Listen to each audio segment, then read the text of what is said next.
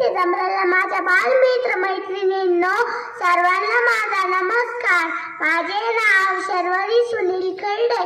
मी आज तुम्हाला पुण्यश्लोक अहिल्याबाई होळकर यांच्याविषयी माहिती सांगणार आहे.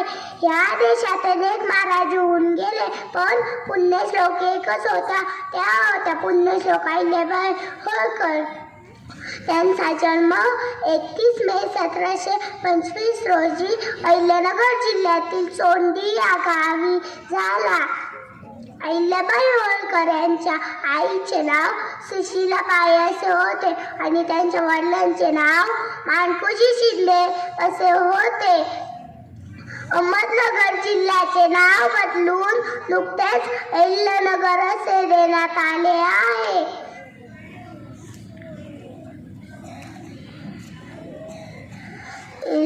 त्या लहानपणापासूनच खूपच हुशार आणि धाडसी होत्या.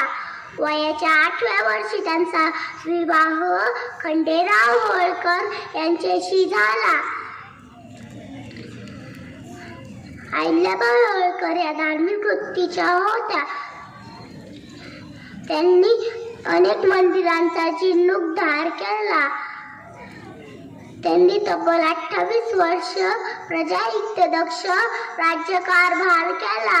अशा पुण्यश्लोक अहिल्याबाई होळकर यांचा मृत्यू 13 ऑगस्ट 1795 रोजी झाला. धन्यवाद.